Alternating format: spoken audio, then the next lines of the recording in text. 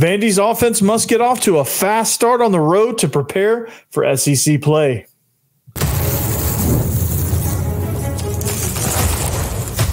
You are Locked On Vandy, your daily podcast on the Vanderbilt Commodores, part of the Locked On Podcast Network, your team every day.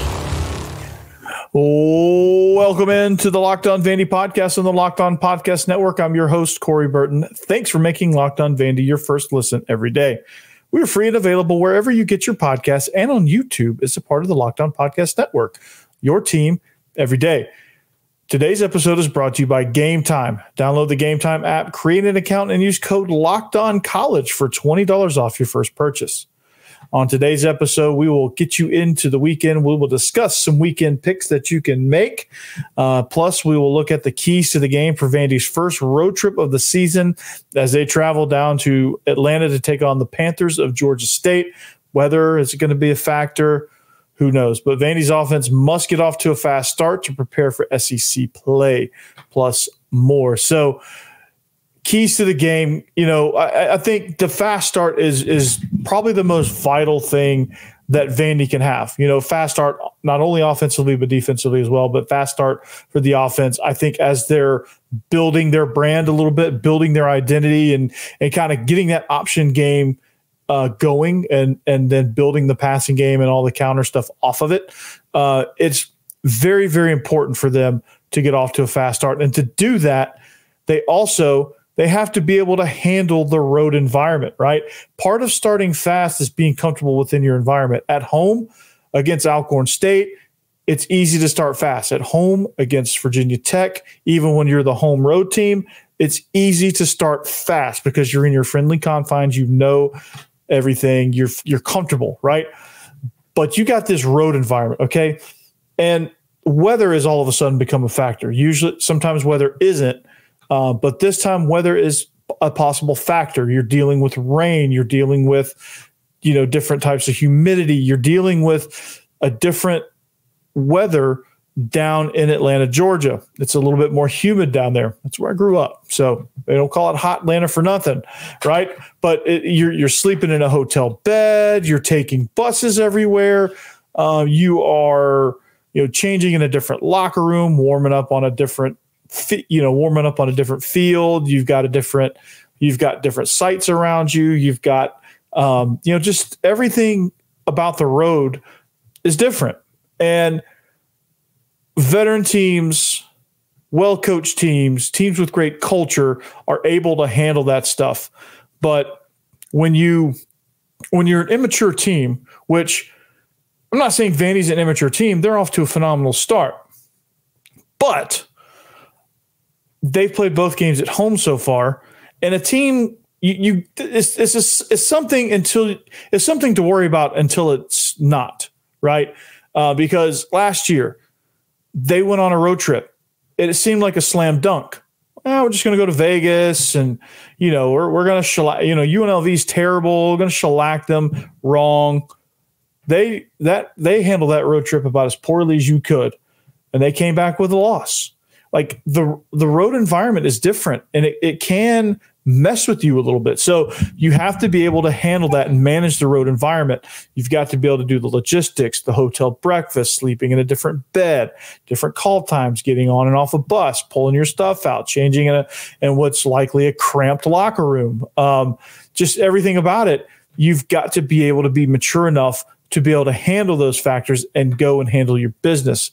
So it's important for the offense to start fast in those with those circumstances, because it would be very easy to say that they wouldn't start fast, that they would be sluggish to start the game, make a few mistakes, unforced errors.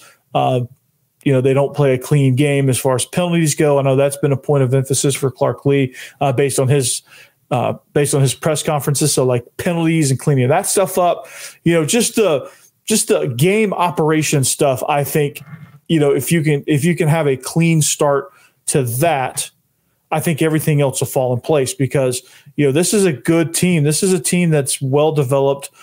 They've got some talent now. They're well coached. They've got a good culture. So they should theoretically be able to handle that. But until they do, you just don't know, right? You don't know that it's a problem until it is a problem, until you're sitting in the fourth quarter trying to hold off Georgia State or even come from behind, if that's the situation. But if you start fast and play to your identity and play clean, you should theoretically have zero problems within this game. So, Diego Pavia, I think, is a great leader. I think he will be able to kind of help manage that. Jerry Kill, Clark Lee, they know the mindset. They know how to get these guys ready, especially Jerry Kill. So I trust that it's going to happen, and I think that it will. But it's imperative that it happens because you follow it up next week with a road trip to Columbia. So this is kind of like your dress rehearsal for your first SEC game, your first SEC matchup, which is Missouri on the road. So you got to be prepared for that. You got to, you work out all your logistical kinks here because this opponent, and I think it's a great thing. And originally I was like, oh, what are we doing playing a road game at Georgia State? Like, who scheduled that? Like, SEC should never go to Sun Belt, right? But again, it's like it's kind of like the NFL preseason, right? It's kind of college football's version of that, right? You get Alcorn State, you kind of get a preseason like game there where you get to play everybody. Georgia State is a little bit, I want to say lesser of an opponent, but less stressful of an opponent because, it's obvious the talent gaps here. And that's not a shot at Georgia State. It just is what it is. But you do get to test out your road logistics, your operations, and you get to go through that without having to do that as your first conference game. So, you get some practice runs at that. And so that's usually a positive thing. But for the offense itself, I think one of the things that you have to do is obviously continue to develop within your identity because you've got a pretty dang good identity. You are now an option run team, and this is kind of what you are now. And some people can't wrap their mind around it, but it is option football, and it's the window dressing is a little bit different. The formations are different. You're doing it from the gun, so some of the aiming points and mesh points are different, and some of the ways to get your triple option progression are different because you need to wrinkle it. You need to shake it up and wrinkle it up a little bit and change the way you get to your triple option. But it's there. The option run game is there. They do a bunch of different things within the option game. And then there's some play action and downfield passing and bootlegs and sprint outs that go with it that are going to need to continue to be developed. But I'm excited to kind of see on the road, in a road environment, you're not, it's turf, but like you're not used to their turf, their sideline angles, you're not used to just their environment. And so being able to execute at a high level, no matter where the ball is spotted, is going to be an important skill for this team to learn. And they've got to develop that and they've got to get it down if they're going to be ready for SEC play. So I think Pavia, Cedric Alexander, AJ Newberry, they're all going to have really big games. I'm excited to see Quincy Skinner continue to develop. I'd love to see him have more than 2 catches.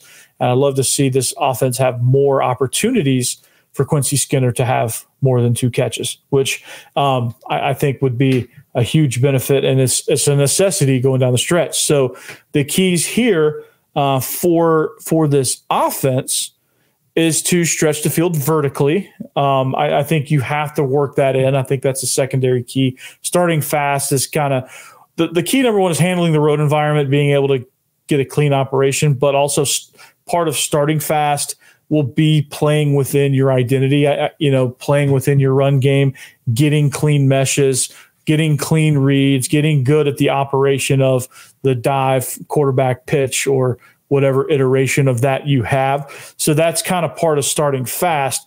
And then to kind of take it to the next level a little bit, stretch the field vertically. You have to be able to hit on these shot plays, right? You have to capitalize on that, because if teams can shrink the field on you, then your option game is on borrowed time. Your run game is on borrowed time.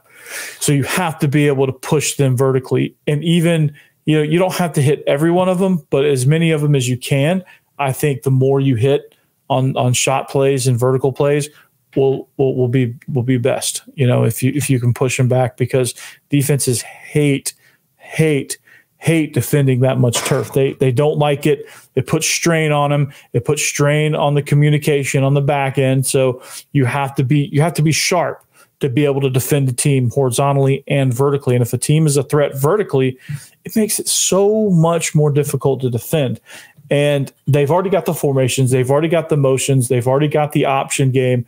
Now they just need to figure out ways to just push the ball down the field to Skinner, to Foungy, to Junior Sherrill, to Tristan Brown, who had a phenomenal one-handed catch. He's going to get more involved. Joseph McVay. Some of these receivers that can move and get down the field, you've got to be able to get it to them.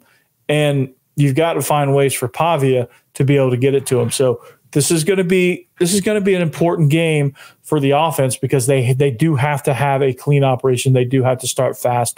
And I think starting their first possession off, whether it's starting the game or whether they are second to touch the ball, regardless of that, the first time they touch the ball needs to. I think it's important. I think it's vital for it to end in a touchdown. Because that means you're sharp starting out. Because against Missouri, if you're not sharp starting out, you're going to blink. It's going to be 14-0, and you're going to be down. You're going to be wondering what the heck happened. Well, you let them, because they're that dangerous. They're that explosive. And so like I said, if you don't start fast and you don't immediately put them on their heels, it's going to be a problem. And same with any team you play from here on out. Save Ball State. If you don't immediately come out and put them on their heels, like you did Virginia Tech, it's going to be a long day. But if you can put them on their heels, you have a chance.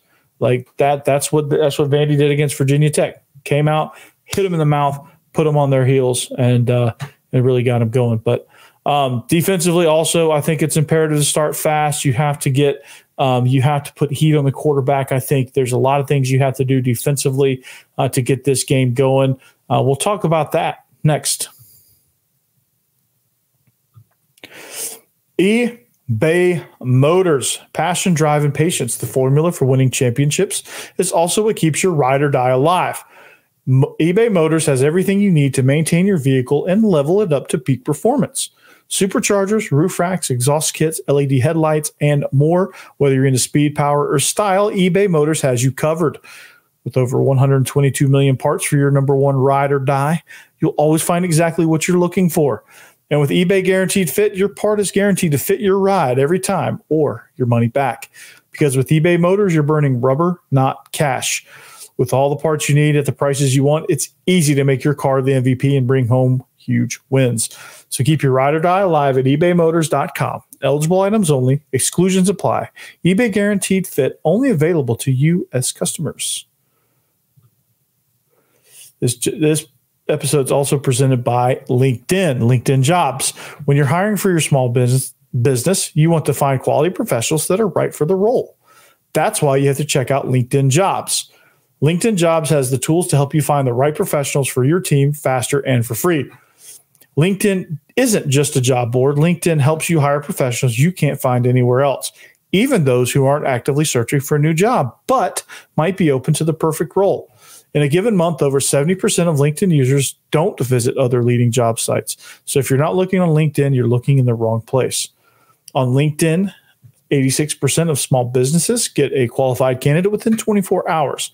So you need to hire professionals like a professional on LinkedIn. So LinkedIn knows that small businesses are wearing so many hats and might not have the time or resources to hire. LinkedIn is constantly finding ways to make the process easier. So they even just launched a feature that helps you write job descriptions, making that process even easier and quicker as well. And that's why 2.5 million small businesses use LinkedIn for hiring. So post your job for free at linkedin.com/lockedoncollege. That's linkedin.com/lockedoncollege to post your job for free. Terms and conditions apply.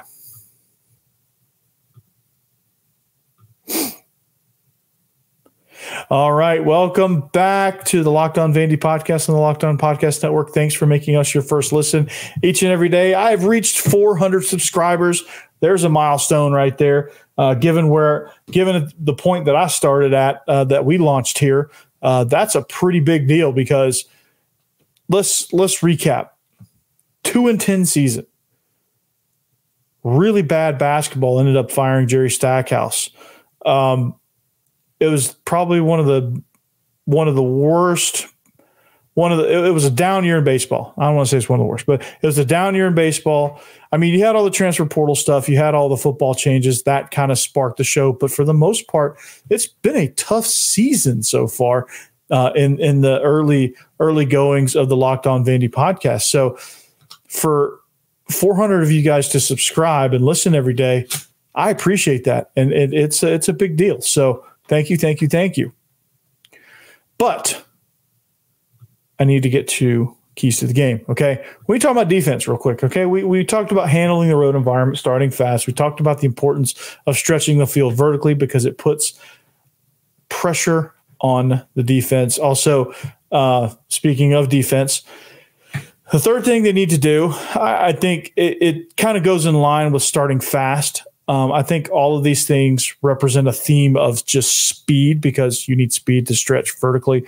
You need to start fast. You need to be able to handle the road environment. But defensively, I think if you start the game off on defense, I think it's imperative. I think getting a 3-and-out would be the ideal scenario here because if Georgia State's able to move the ball a little bit, they gain a little bit of confidence. All right. And if they're going to sit back and be able to throw, Christian Veilleux, to be exact, their quarterback, he's got some targets. He's got some guys in the run game. For Georgia State, you've got to heat up the quarterback. You've got to stuff the run. All right. They're trying. So talking to Dave Cohen, check out that episode. That's a great episode, by the way. Dave Cohen did a phenomenal job. He's a great play-by-play guy. But based on what he said is the gist of what Georgia State is going through right now, at the point that they hired Del McGee, they brought in a bunch of transfers. They're still honestly trying to get to know their team. And they don't know exactly what they have. And for Vandy, for Clark Lee, and even Tim Beck and Jerry Kill, really, but for Clark Lee, his job is to not find out. Make the first Sun Belt opponent find out what they have. You need to put heat on the quarterback. Make sure that he make him beat you. Make him be a dude. If they're going to win, he's going to have to be a dude. He's going to have to deliver the ball with defenders in his face and deliver the ball knowing that he's going to be put on his ass, put on his backside. And if he can do that, he can win it. And he can, their quarterback will be successful. But for Vandy, they have to force that. They have to get heat. And a byproduct of getting heat on the quarterback is also putting heat on the run game, is also penetrating gaps, blowing up blocking angles, things like that. They have to be able to disrupt from the word go. As soon as first snap, from the very first defensive snap, boom, it's pressure, it's rush, it's as soon as the running back gets the ball, it's bam, hit him in the mouth, right? Tackle him in the backfield. Don't let them get those passes out on the perimeter. Don't let those receivers block you. Destroy the fast screens. Destroy the RPO options. Guys are going to have to make one-on-one tackles. Right? That's a must. They're going to have to make one-on-one tackles. There's no ifs, ands, or buts about it. They're going to have to do that. And if they want to win, convincingly, I think they so let me backtrack for a second. If Vandy wants to be viable in the Southeastern Conference, like we all think they can be, if they want to be viable, if they want to be a contender, if they want to be a player in the Southeastern Conference, they're going to have to win one-on-one battles because the coaching is too good. There's going to be defenders that are put on an island. There's going to be guys put in positions where I have to beat a block and make a tackle. Like there's going to be situations where gang tackling is not an option, where rallying to the ball is not an option. There's going to be situations where you're like that, and you're going to have to be able to rally and make a play. what Georgia State really likes to do is they like to get in that 20 personnel two-back split backfield look, and they'll motion one guy out, and they'll, Vandy does this too, but they'll flip a flare screen out there to them. They get people loaded into the box. Next thing you know, they've got two guys isolated out there, and the safety help from inside can't get out there fast enough, and boom, they've got a big play, if not a touchdown. And so if they can limit those opportunities, make one-on-one tackles, you're going to be well in this ball game. You're going to be successful. You're going to be successful from the jump. Georgia State's going to have a hard time scoring, if at all. Then that's going to give a jolt to your offense, and that's going to let your offense know, hey, we got your back. That sends a statement to Pavia saying, hey, bro, we got your back. Come, go get it, man. Be aggressive. Do your thing. We got you. Take chances because we got you. They can't move the ball on us. So take your chances. Take your shots downfield. Do your part, man. Do your job. Do it well. Take some shots. Take some risks. Do some things, right? It's part of the overall identity. And so you're going to be able to kind of see what this defense does from a pressure standpoint, how they're going to put pressure on the opposing offense, because if you can get the opposing offensive coordinator out of character, then you also have a really good shot, because once offensive coordinators, and it's happened to me before as a play caller, once a play caller kind of gets on his heels, gets reeling a little bit, next thing you know, that play sheet shrinks, right? And there's nothing on it. And the things that are on it, you're irrational, there's sometimes where it's going to seem like as if the offensive coordinator is calling plays like this one, right? It's going to seem like he's calling it blindfolded, which that's when you got him, because that's where big plays happen. That's where turnovers happen. That's where takeaways happen, right? So you need to get into a situation to where you're forcing the quarterback off of his spot. You're forcing him to hurry his throws, and you're letting him know, hey, if you want to complete a pass, there's a price. You're going to pay it. And if you want to keep completing passes, we're going to take our toll. And it's going to take a toll on you, and you're going to feel it. And later on down the road, you're not going to be completing those passes because you're tired of getting hit. So pressure. I know I said put heat on the quarterback, but that kind of becomes all-encompassing, really. You're going to put heat on their offense, but putting pressure on the quarterback is always a good place to start. So, but I got some picks lined up for you guys presented by FanDuel. We'll wrap this game up, get you into the weekend, and let's roll. We'll talk about it next.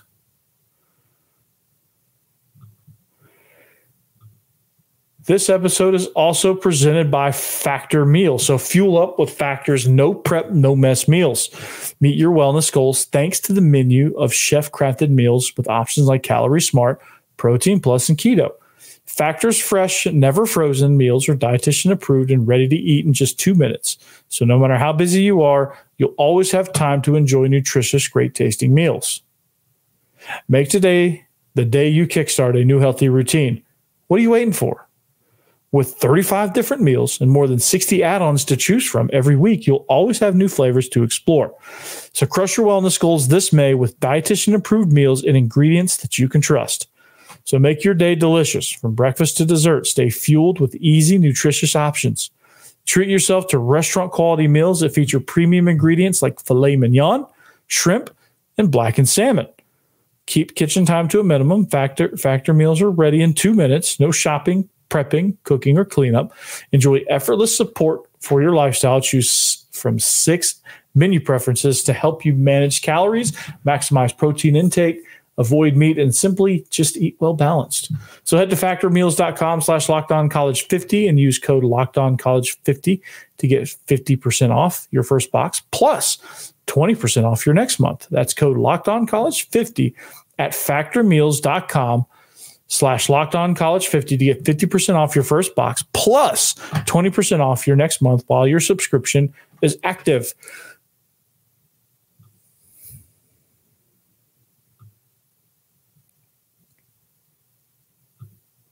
All right, welcome back. We are wrapping up the show here on the Locked On Vandy podcast on the Locked On Podcast Network. So to kind of sum up what Vandy needs to do this weekend, to ensure success and success down the road is, again, handling the road environment, the logistics of the road environment, your culture, and how you handle these things and adverse conditions. And yes, sleeping in a different bed, some hotel beds especially, can create adverse situations because they're just not comfortable. So you got to be able to handle those, manage those, and be able to go out and execute fast, just like you're sleeping in your own bed. So you got to play a clean game. You got to pressure. You got to be aggressive, and you've got to come out sharp from the jump offensively, sharp from the jump defensively, and put pressure on their opposing offense, put tempo, identity, stretch the field vertically, play fast with the offense. So, but I want to get into some picks before we get out of here, because I think it's important for you to kind of know where I stand. And I didn't do you any favors last week, so I apologize for that. But I'm gonna keep trying here because I think these are some of the picks that I feel the best about. Although there's not a ton of picks that I feel really good about, but these are some that I really feel good about. Okay, Vandy's favored by 10.5 according to FanDuel. Take them. Take Vandy. I think they're going to cover this. They're going to go down. They're a much more mature team now. They're going to be able to handle this road environment, and I think you're going to see a team that's going to surprise you a lot, because usually Vandy struggles in this situation. They actually lost in this situation a year ago. So not the same Vandy team, and certainly something that you should consider. The over-under set at 44 for this game, this Vandy-Georgia State game. That's a tough one for me. I'm kind of staying away from the over-under, but I would be inclined to take the over because it's such a low number. I think Vandy will have a chance to get close enough to the over by themselves that whatever Georgia State manages to do, they will definitely hit that over. So if you want to play a same game parlay, you can certainly do that. But that's my final stance on that one. I would take Vandy minus 10.5 and the over at 44.5, which is not listed on this graphic. My next pick is the Missouri BC game. I'm going to take the under at 53.5. I think that's a big number. I think BC has a chance to cover this, not because I think Mizzou is a bad team, but it's a 16.5 point spread. So I don't really want to touch that, but Missouri is so explosive that I do think they could cover it.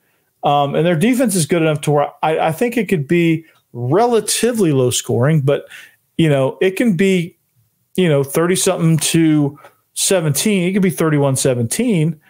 And you would get that. I think that would be the under. Somebody check my math, but I'm going to take the under because I don't think it's going to score a ton of points.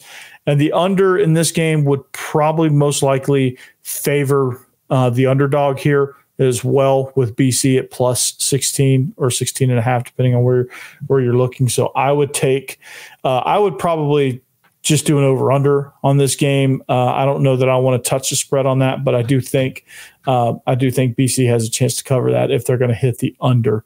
If this game goes over, it means that Mizzou has run up the score. I think if you want to go over, I think you go Mizzou. I think if you go under, I think it's probably a good idea to go Boston College. And then lastly, Ole Miss minus 21.5.